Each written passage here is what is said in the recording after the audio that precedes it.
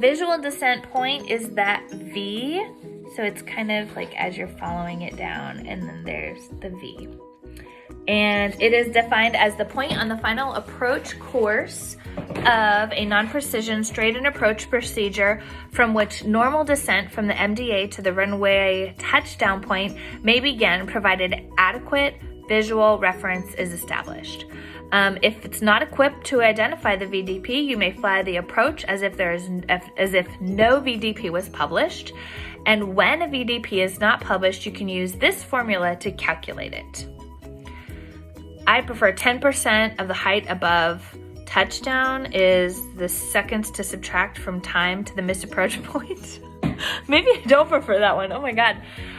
Or VDP is in nautical miles from the threshold is the height above touchdown divided by 300. I'll have to get an example of that later. Okay. Instrument approach types. We're looking at 3. Precision, which is lateral and vertical course guidance. Non-precision, which is lateral course guidance only.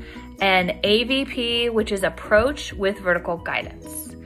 And under each of these, there's examples.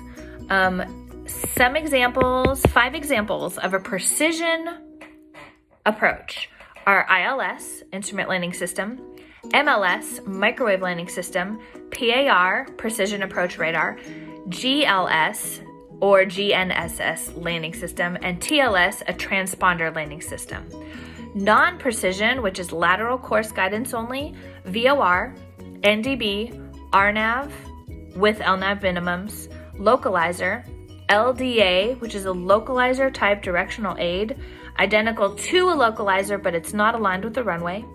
SDF, simplified directional facility, width of 6 degrees or 12 degrees, and it may be either aligned or not with the runway. And ASR, which is the approach surveillance radar. The next type of instrument approach is the APV. So it's approach with vertical guidance. It has a glide slope, but does not meet ICAO precision approach standards. So 2 examples of that is the RNAV, meaning the LNAV and the VNAV, or the LPV, and the BARO VNAV minimums, or the LDA with a glide slope. So according to the AIM 547, I know you're dying to know, when can you descend to the next instrument approach segment? When you're cleared for the approach and established on a segment of a published approach or route. Also, the standard rate turn angle of bank calculation is true airspeed divided by 10 plus 5. Here's a nice example. If you're going 120 knots, divide that by 10 plus 5, you use 17 degrees of bank. All right, approach clearances. 2. Contact approach and visual approach. For the contact approach, must be specifically requested by the pilot. It cannot be initiated by ATC. It requires at least 1 statute mile report ground visibility and the aircraft to remain clear of clouds. And it's available only at airports with approved instrument approach procedures.